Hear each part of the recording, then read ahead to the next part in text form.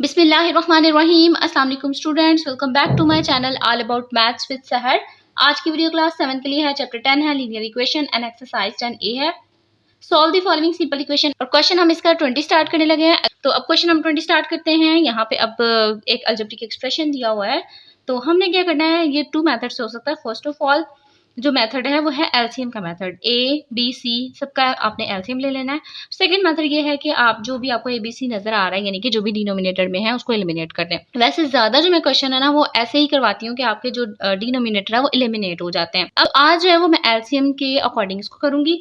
तो सबसे पहले क्या करते हैं, क्वेश्चन को एज अ सोल्यूशन लिख लेते हैं।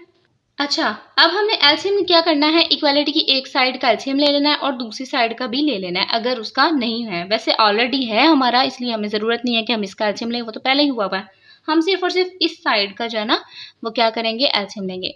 इस साइड का एलसीएम देखा तो ए बी सी तीनों ही डिफरेंट थे, तो तीनों ही लेने पड़ेंगे। जब हम अलजेब्रिक एक्सप्रेशन में एलसीएम ले रहे होते हैं तो हम ना डिनोमिनेटर को देखते हैं, अगर कोई सेम होता है तो उसको एक दफ़ा लिखा जाता है। यहाँ पे तो तीनों ही चेंज है, तो मैंने तीनों के तीनों लिख लिए। अब आपके करना क्या है, ऊपर वाली सारी वैल्यूज लिखनी है, लेकिन साथ साथ ना थोड़ी सी ट्रिक यूज करनी है। सबसे पहले वाली वैल्यू लिखी, मल्टीप्लाई का साइन अप्लाई किया, थोड़ी सी स्पेस, फिर सेंटर में लिखा प्लस, फिर दूसरी वैल्यू, फिर मल्टीप्लाई, थोड़ी सी स्पेस, फिर प्लस, फिर यहाँ पे एक्स और फिर से। अब आपको जो है ना सीधा सीधा नजर आ रहा होगा कि कहाँ कहाँ कौन कौन सी वैल्यूज जानी है। लाइक ए बी है ना, तो ए बी को स्किप करते हुए बी सी ऊपर जानी है, तो आप लिख सकते हैं। लेकिन यहाँ पे जो है ना, अगर आप इस मेथड को यूज करते हो जो मैं अभी बता रही हूँ कि स्किप करते जाओ, तो फर्स्ट वैल्यू लिखी, फिर ना कोई भी मिस्टेक का चांस नहीं बचता।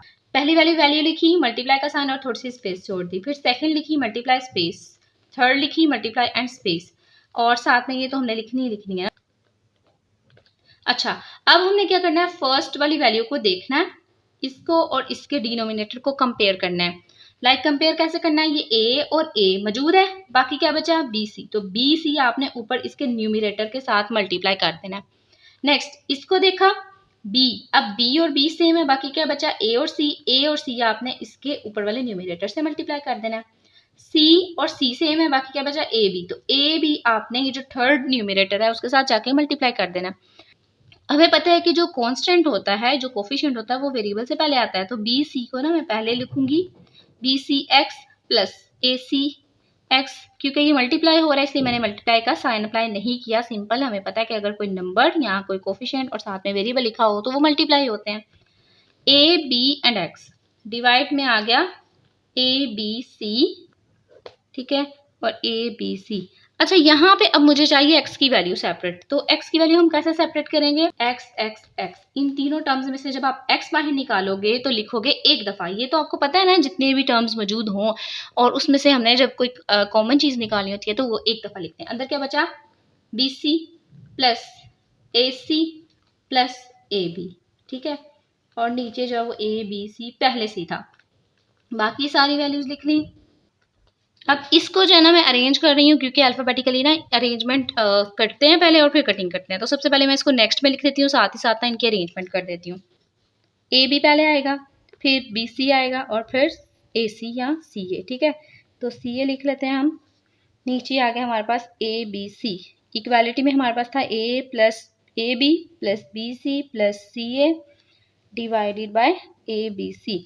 अब एक्स हमें चाहिए, तो हमने ना क्या करना है, ये सारी वैल्यूज को ना ट्रांसफर करना है। अभी फिलहाल इसको और इसको ना आपने इग्नोर करना है। एक्स लिखा इक्वल, और जो भी वैल्यूज मौजूद है ना पहले वो लिख लें, और इसको भी आप ना ब्रैकेट में कन्वर्ट कर दें, ठीक है।